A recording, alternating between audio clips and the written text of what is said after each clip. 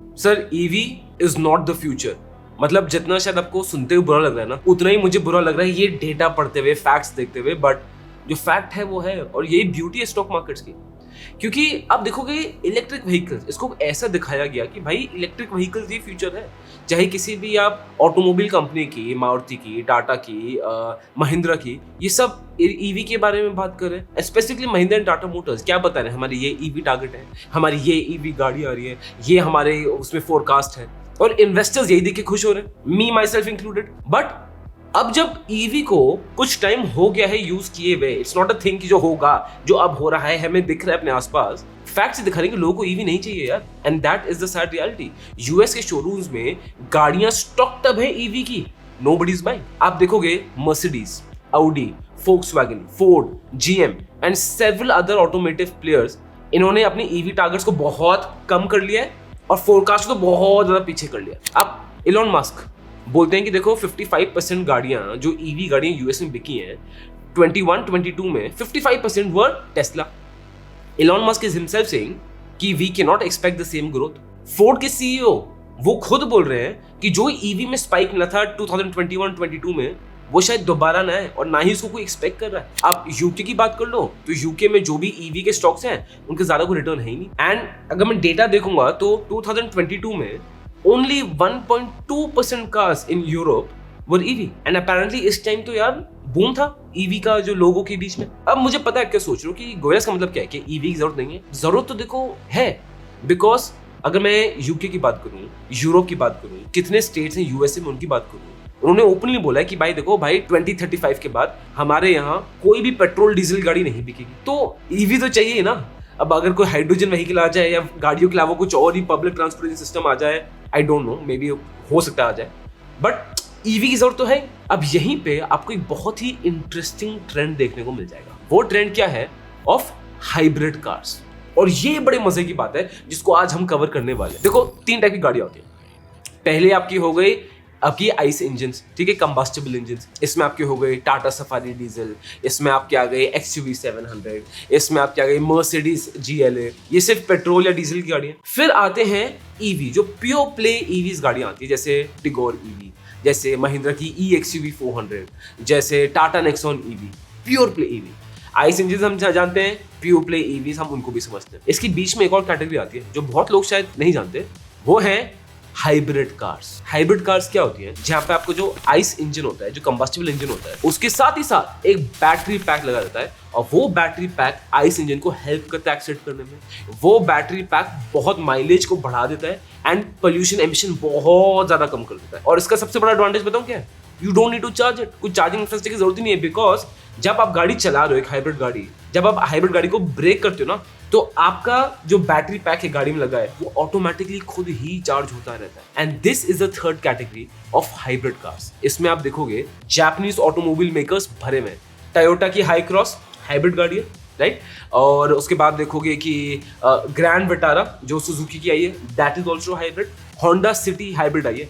इन गाड़ियों की माइलेज ना 25-30 तक जाती है। और आप ये डेटा देख रहे हो, people are willing to buy these cars more. और ये मानता हूं मैं यूएस का डेटा है, बट यूएस का ट्रेंड तो इंडिया में फॉलो होता है। और इसी चक्कर में आप मानोगे नहीं, इंडियन ऑटोमोबाइल मेकर्स और जापानीज ऑटोमोबाइल मेकर्स में लड़ाई चल रही है। मैं आपको सब बताने वाला हूँ, सब रिसर्च, सब डेटा, क्या हो रहा है ईवी इंडस्ट्री में, क्या नहीं हो रहा है। इस बार हम कोई स्टॉक की स्पेसिफिक बात नहीं कर रहे हैं, हम बहुत नीश ईवी की बात करेंगे। और अगर आपके पास कोई स्टॉक है जिसमें ईवी से रिलेटेड कोई स्टॉक है, उनका क्या करना है क्या नहीं करना है, उसमें मैं आपको अपना ओपिनियन शेयर कर दूंगा, सो दैट फिर आप खुद सोच के रिसर्च करके अपना डिसीजन ले पाओ। तो अगर ये टॉपिक और रिसर्च अच्छा लग रहा है आपको, तो एक लाइक प्लीज दबा देना, हमें आपको इस चैनल पे मदद चाहिए। और शुरू करते हैं।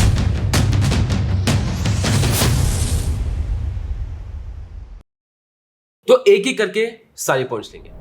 पहले शुरू करते हैं एनवायरनमेंट से। अब एवरीवन नोस कि we are not in global warming stage, we are in global boiling stage. अगर मोस्ट पोल्यूटेड सिटीज की बात करेंगे तो अनफॉर्चुनेटली इंडिया के शहर टॉप में आ रहे हैं, which all of us should be extremely embarrassed about, and it's disgusting। हमारे शहर डिस्गस्टिंग हो गए हैं, और आपको पता है कचरे की प्रॉब्लम क्या है, वेस्ट मैनेजमेंट इश्यूज क्या है। Being in Delhi, I am telling you, this situation is very very bad. अब गवर्नमेंट इस पे फोकस ले लिया, हमारी गवर्नमेंट छोड़ो, वर्ल्ड वाइड गवर्नमेंट इस पे फोकस ले लिया। हमारी गवर्नमेंट क्या बोला कि देखो हमें नेट कार्बन एमिशन 0 चाहिए बाय 2070। उसके लिए ईवी का होना जरूरी है। अब इसी के लिए एक पूरी टीम लगाई गई और एक वर्ल्ड वाइड स्टडी की गई कि हम सिर्फ गाड़ी के इमिशंस ना चेक करें, हम ये देखें गाड़ी को मैन्युफैक्चर प्रोसेस रॉ मटेरियल से बनाते वक्त एंड तक कि वो यूज हुआ, फिर यूज में दोबारा किसी सेकंड यूज किया और फिर स्क्रैप तक, एकदम एंड तक गाड़ी की जर्नी तक सबसे ज्यादा कार्बन इमिशन किसमें होता है। And will be shock to know EV का carbon emission is considerably higher than a normal combustible engine car. क्यों? बिकॉज गाड़ी चलाते वक्त तो देखो यार अपना इमिशन ईवी का कम होगा, बट बात आती है बनाने में। अब जो ईवी की बैटरी है वो बनती है लिथियम से, कोबाल्ट से, निकल से। सबसे पहला इनको माइन करो।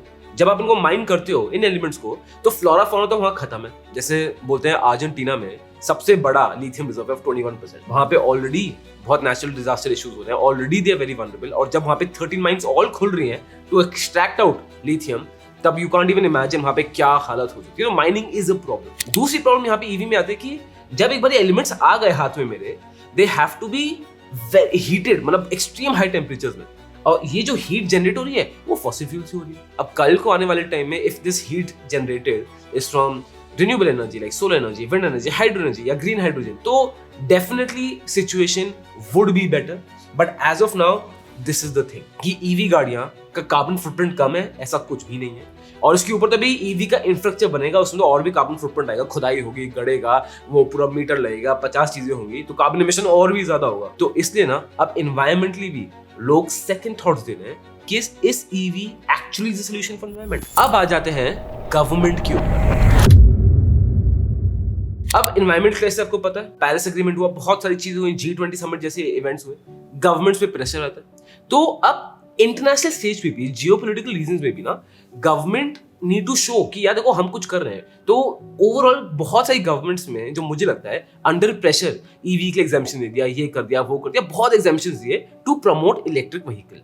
इसका इंटेंशन वो भी था कि ईवी अडॉप्शन हो जाए, इंटेंशन ये भी था गवर्नमेंट का कि जियोपॉलिटिकली अच्छी लगे। And I am talking about all the governments in the world. अब वो हल्के हल्के हट रहा है, देखा जा रहा है कि मेजरली गवर्नमेंट जो है ना अपने जो ईवी के बेनिफिट्स थे वो हल्के हल्के वापस ले रहे हैं। And it's not wrong, because कब तक do you expect to government to subsidise the rates. But दिक्कत ये है कि सब्सिडी में लोग वैसे नहीं खरीद रहे थे, अब शायद लोग और नहीं खरीदना चाह रहे। इंडिया की बात करते हैं, ये इकोनॉमिक टाइम्स का आर्टिकल था दैट ऑन 31 मार्च 2024 जो हमारे देश की गवर्नमेंट की फेम टू पॉलिसी थी, जो एक इंसेंटिव देती थी for people to buy EV, वो हो चुकी है खत्म। अब गवर्नमेंट बोल रही है कि वो नई पॉलिसी लेके आएंगे by the name of electric mobility promotion scheme 2024। अब इसमें क्या होगा क्या नहीं होगा ये तो देखो थोड़ा टाइम ही बताएगा, बट दिस इज एजेंडा जो आप देख रहे हो कि गवर्नमेंट्स ना अब सब्सिडी से हल्के हल्के पीछे हट रही है। अब बात कर लेते हैं सर लोगों की। एज ए इन्वेस्टर इन्वेस्ट करना तभी सेंस होता है जब ये प्रोडक्ट एक्चुअली लोग यूज कर रहे हैं, अर्निंग्स वहीं से आएंगे। तो अब देखते हैं why people are not buying EVs. And अगर आप अभी तक देख रहे हो, आपको वीडियो कंटेंट अच्छा लग रहा है, तो please hit the subscribe button और लाइक बटन जरूर दबाना। It really motivates us, it's really pushes us कि हम और इन डेप्थ रिसर्च करें, आपको और प्रोवाइड करें, और हमें बहुत हेल्प मिलती है। सो अगर आपको ठीक लगे प्लीज। अब एक ईवी गाड़ी ना ऑन एवरेज 20 से 30% महंगी होती है, ठीक है। मैं आपको एग्जांपल देता हूं। अगर आप top line Tata Nexon petrol लोगे वो आपको पड़ेगी 15.6 लाख की। वहीं पे टॉप लाइन नेक्सॉन ईवी लोगे वो आपको कॉस्ट कर जाएगी 19.2 लाख की। मतलब लगा लो 3.5 से 4 लाख रुपए महंगी गाड़ी है ही है, ठीक है। इसके हम एग्जांपल लेते हैं। अगर आप XUV 300 का टॉप लाइन पेट्रोल वर्जन लोगे वो आएगा 13.5 लाख। वहीं पे अगर आप XUV 400 का टॉप लाइन इलेक्ट्रिक वेरिएंट लोगे वो आएगा 17.7 लाख। आप MG की ZS की बात कर लो, इस गाड़ी का पेट्रोल वेरिएंट आएगा 18 लाख का, और इस गाड़ी का जो ईवी वेरिएंट है वो आ जाता है 25 लाख का। अब आ जाते हैं कॉस्ट ऑफ रनिंग पे।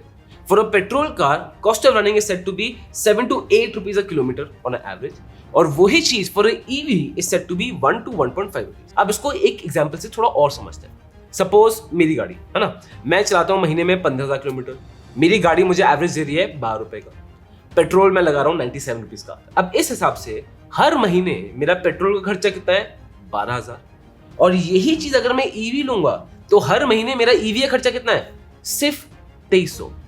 12,000 और एक से ज्यादा सिर्फ 2300। तो मोटा मोटा आप ये लगा लो हर महीने में 10,000 रुपए बचा रहा हूँ ईवी खरीद के। अब अगेन आप लगा लो कि अगर मेरी ईवी गाड़ी 5 लाख रुपए ऊपर है, तो आपको पता है अगर मैं हर महीने 10,000 रुपए बचा रहा हूँ, मुझे 5 साल लग जाएंगे to come break even, to break that cost. And again गाड़ी इज अ डेप्रिसिएटिंग एसेट, और 5 साल में आपकी गाड़ी रहेगी नहीं रहेगी कुछ नहीं पता। ईवी की रीसेल वैल्यू में लोग वैसी क्वेश्चन उठा दें, वाई? जैसे इनोवा आप ले लो, है ना। अब इनोवा जो मैं देखी 3 लाख किलोमीटर वाली इनोवा भी बिक जाती है। मैं तो एक बार देखा था किसी ने इनोवा ली थी 22 लाख की, और 5-6 साल बाद रगड यूज में इनोवा को बेचा 17 लाख में। मतलब आई जनरली फील इनोवा एक ऐसी गाड़ी है जो ना एक एक्सेप्शन है, वो गाड़ियों का डेप्रिसिएशन रूल को कंप्लीटली ब्रेक करता है। इनोवा की इतनी ज्यादा डिमांड है, right. Coming back to the point कि अब वही चीज 5-6 साल बाद अपनी ईवी गाड़ी बेचोगे, उसकी बैटरी की हेल्थ तो डिटेरियोरेट होगी ही होगी। इंजन तो है नहीं, मेनली सिर्फ बैटरी है। और एज ऑफ नाउ देखोगे एक ईवी गाड़ी का जो बैटरी पैक आता है ना, वो आता है 40-50% ऑफ द कार्स वैल्यू पर। तो विल इट मेक सेंस कि आप 5 साल बाद 5-6 लाख का ईवी का बैटरी पैक डालो? वो तो आपको कॉस्ट वैसे नहीं मिलने वाली। और ये तो अभी हम देखेंगे कि गाड़ियों का रीसेल कैसे होता है, वो हम उस स्टेज में वर्ल्ड वाइड आए ही नहीं है कि ईवी गाड़ियां बिकने पे आ जाए, तो वो टाइम होगा। But I you understanding, EV में दिक्कत है यार। रियल यूज के सिनेरियो में अगर आपके किलोमीटर ज्यादा नहीं है तो दिक्कत है, और अगर किलोमीटर आपके ज्यादा हैं तो आप वसूल लोगे। बट फिर दूसरी दिक्कत आ जाती है, वो है ईवी चार्जिंग स्टेशंस की। अब according to Bureau of Energy Efficiency, ठीक है, गवर्नमेंट का टारगेट है कि they want 46,397 public chargers by 2030। As of now आपको पता है इंडिया में कितने चार्जर हैं पब्लिक? 6000। तो बहुत ज्यादा स्कोप है। एंड हमेशा ये तो मैंने हमेशा से बोला है कि जो गवर्नमेंट ने रिन्यूएबल एनर्जी पे टारगेट्स दिए हैं, दे आर वेरी ऑप्टिमिस्टिक, और गवर्नमेंट इज वर्किंग टुवर्ड्स, उसमें कोई डिनाइल की बात है ही नहीं। But there has a lot of work to be done. आप देखोगे जो ईवी चार्जर्स भी हैं, या तो कुछ सदर्न स्टेट्स में है और कुछ नॉर्दर्न स्टेट्स में, और वो भी बहुत स्कैटर्ड है। बट ईस्ट में तो कुछ है ही नहीं, वहां तो ईवी का पेनिट्रेशन ही कुछ नहीं है। अब गवर्नमेंट क्या ट्राई करती है कि RWAs, लोकल बिजनेसेस, लोकल जो इंफ्रास्ट्रक्चर है वो ईवी लगाएं, बट वो भी नहीं लगाना चाह रहे, वो भी रेजिस्टेंट है। सबसे पहला कैपिटल खर्चा बहुत है, दूसरा उनके पास इंसेंटिव बहुत कम है, तीसरा ये है कि India is prone for flooding, it is prone for extreme high temperatures, extreme low temperatures. वहां पे वो ठीक रहेगा नहीं रहेगा, there is a lot of unclarity और बहुत कंसर्न्स है इसके रिगार्डिंग, जिसकी वजह से कोई चार्जिंग स्टेशन भी लगाना नहीं चाह रहा। तो गवर्नमेंट ही पुश करी जा रही है। हाँ, private players are doing their best to push it, but जब तक जनता में बात बैठेगी नहीं तब तक आगे बढ़ेगा कैसे? तो एक एजुकेशनल ड्राइव की भी बड़ी जरूरी है, एक कॉन्शियसनेस ड्राइव की भी बहुत जरूरत है, और ये हो जाएगा, बट इस जरूरत में बहुत ज्यादा टाइम लगेगा। एंड ईवी पे यही क्वेश्चन उठ रहा है कि भाई अभी तो ईवी इंफ्रास्ट्रक्चर ही नहीं है। और इन सब वजह से ऐसी वीडियोस आपको भर भर के मिल जाएंगी जहां वो बता रहे हैं कि भाई ईवी गाड़ी भी खराब है, ईवी को चार्ज करो, हमारे घर की वोल्टेज हिल जाती है, ईवी में ये इशू है वो इशू है, भर भर के ऐसी वीडियोस आ रही है। Charger number 1, 2, 3. This one's broken. Broken and also broken. Come on, you can do it. Error detected. It says cash only. Where would I put cash? A rapid charge just gives you just a little bit of range, and it takes a long time to charge. Oh, and by the way, it's cold outside. Those batteries don't work so well. So, you know, there's that. और ये सिर्फ India में नहीं हो रहा है, ये जो ईवी के अगेंस्ट रियलाइजेशन है ना, ये वर्ल्ड वाइड हो रही है। अब यूएस की डेटा की मैं बात करता हूँ, यूएस में एक एवरेज गाड़ी को बिकने में लग जाते हैं 78 डेज ऑन एवरेज। ईवी का आपको पता है क्या है वो average? 136 days. Because of which US showrooms में ईवी गाड़ियां भरी हुई हैं, बट भाई कोई खरीद ही नहीं रहा उन्हें। सर अब ना आपको थोड़ी गॉसिप बताता हूँ कि इंडियन ऑटोमोबाइल इंडस्ट्री में ना थोड़े झगड़े चल रहे हैं। अब गॉसिप का पार्ट आता है, आ जाओ। अब स्टार्ट को दोबारा देखो, आप कुछ पैटर्न नोटिस कर रहे हो कि जो भी हाइब्रिड गाड़ियां ना वो जापानीज ऑटोमोबाइल मेकर्स की हैं, और इसी में लड़ाई चल रही है। अब हुआ क्या है कि Japanese automobile makers, mainly Suzuki, Toyota and Honda, इन सब ने हमारी कंट्री में हमारी गवर्नमेंट को अप्रोच किया और बोला कि आप ईवी पे 5% जीएसटी चार्ज करते हो और नॉर्मल गाड़ी पे 28%, तो हमारी हाइब्रिड गाड़ियां हैं, हम भी आपके रिन्यूएबल गोल्स में हेल्प कर रहे हैं, तो हमारी हाइब्रिड गाड़ियों में भी आप चार्ज करो जीएसटी सिर्फ और सिर्फ 5%। अब इसके अगेंस्ट टाटा और महिंद्रा खड़े हुए कि ये नहीं होगा। क्यों? अगर ये हो गया, जिसमें लोगों को वैसी ईवी खरीदने में बहुत इनहिबिशंस हैं, जैसे मैंने आपको बताया, तो क्या कोई ईवी खरीदेगा? नहीं, सबके सब हाइब्रिड में चले जाएंगे। अब इसके 2-3 पहलू हैं। सबसे पहली चीज, for the government it has to protect our Indian automobile makers. ये बहुत प्राइड और गर्व की बात है कि भाई हमारी ऑटोमोबाइल कंपनी है टाटा मोटर्स, महिंद्रा एंड महिंद्रा। आप खुद देखो कौन से देश में ऑटोमोबाइल कंपनी होती है? ऑटोमोबाइल कंपनीज किस में? चाइना में तो चलो बहुत सारी, उसको छोड़ते हैं, फिर जापान में है, साउथ कोरिया में है, यूएस में है, जर्मनी में है, इटली में है, राइट, फ्रांस में है, रेनो है, बस गिने चुने हैं। सऊदी अरेबिया में ऑटोमोबाइल कंपनी है, ऑस्ट्रेलिया में ऑटोमोबाइल है, कोई न्यूजीलैंड में ऑटोमोबाइल है, ब्राजील में ऑटोमोबाइल है, अर्जेंटीना में ऑटोमोबाइल। कभी सुना है आपने ऐसी गाड़ियां? कभी देखा है? नहीं है। तो हमारे लिए बहुत प्राइड की चीज है यार कि Indian companies, we have automobile makers. Nepal, Pakistan, Bhutan किसी पास ऐसा कुछ नहीं है, श्रीलंका कुछ नहीं है, हमारे पास ही है। तो इंडियन गवर्नमेंट को इनको प्रोटेक्ट करना चाहिए, but at the same time consumers के लिए तो फेयर होना चाहिए।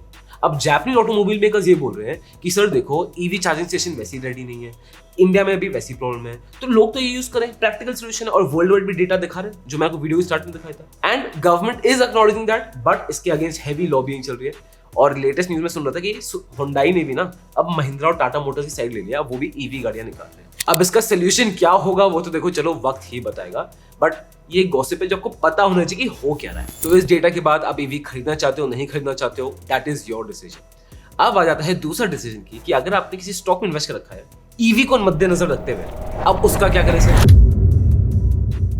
सबसे पहली चीज तो देखो यार, हो सकता है एक डिप इन सेंटिमेंट आए, एक डिप इन शेयर प्राइस हो, ये होगा। टाटा मोटर्स, अगर मैंने खुद रिसेंटली अभी कवर किया था टाटा मोटर्स क्वार्टर रिजल्ट्स, एक बार आपको जरूर देखना। वो खुद बोल रहे हैं कि वो ईवी सेल्स में ना शायद इतना ऑप्टिमिस्टिक नहीं है, seeing the world wide trends, वो खुद बोल रहे हैं। सो हो सकता है एक डिप आ जाए। एंड इसमें मेन डिप किन कंपनीज में आएगा? उन कंपनीज में जिनका majority of the revenue EV automobile से आ रहा है। अब for Tata Motors that is not always the thing. हाँ, टाटा मोटर्स को इन्वेस्टर्स ने काफी ऊपर पुट कर दिया है, काफी ऊपर उसको प्राइस करवा दिया है क्योंकि बहुत खरीदते उसको on the basis of EV की ईवी में लीडर है, ईवी में आ रहे हैं, they have Tata Power, they have Tata Tech, इनका पूरा इकोसिस्टम बना हुआ है, जो पॉइंट सही है।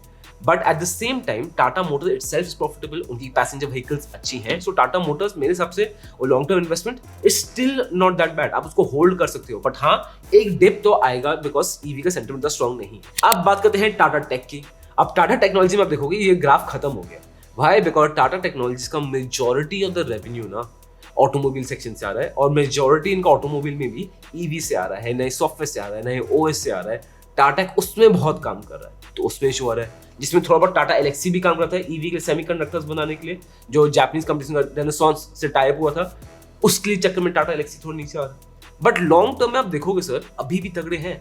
लॉन्ग टर्म में आप स्टॉक ना ऐसे देख के नहीं बेचते, वो तो कभी भी न्यूज आएगी ये नहीं चल रहा, वो नहीं चल रहा, ये नहीं हो रहा, तो ऐसे तो कोई आप इन्वेस्टमेंट नहीं कर सकते। हम देखेंगे इनके क्वार्टर रिजल्ट्स ट्रैक करने हैं क्या हो रहा है, बिकॉज 2008 में ना सब लोग तो आईटी खराब है, आईटी बेकार है, आईटी बेकार है, आईटी बेच दो। 2008 में लोगों ने टीसीएस, विप्रो, इन्फो सब बेच दिया। बट वहीं पे अगर कोई अक्लमंद होता, उसने देखा होता टीसीएस, विप्रो के क्वार्टर रिजल्ट्स, उनके फाइनेंशियल रिपोर्ट्स, तो प्रॉफिट में थे भाई, तो कोई दिक्कत नहीं, क्यों बेचे? I would say same situation with EV. And EV for me it will get better, it has to get better. ये जो सोल्यूशंस है ना बैटरी के, ये जो सोल्यूशंस हैं कि बैटरी को फॉसिल फ्यूल से हीट किया जा रहा है, ये सब सॉल्व हो जाएंगे, आज नहीं तो कल होना ही है। ये तो this is how humanity works. तो आपको इतनी टेंशन की जरूरत नहीं है। जस्ट बी श्योर कि आपने जिस स्टॉक में इन्वेस्ट कर रखा है उसका मेजर अगर ईवी है तो थोड़ा सा आपको देखना चाहिए, and you should be ready for a little hit. अब जैसे टाटा पावर है, it's not only EV, right? Of course EV में कर रहे हैं, but it's into solar heavily, और सोलर में तो बहुत चल रहा है, रूफटॉप सोलर पैनल में। तो टाटा पावर पे वीडियो वो भी देखना, and that's it. So this was about EV. अब आप मुझे बताओ ईवी गाड़ी खरीदोगे नहीं खरीदोगे, क्या करोगे, और फिर इन्वेस्टमेंट करके बताना, ठीक है? This content is only for education purposes. We do not provide any buy or sell recommendations. Please do your own research before making an investment decision. All the companies mentioned in the content have no association with us until mentioned otherwise in the video itself.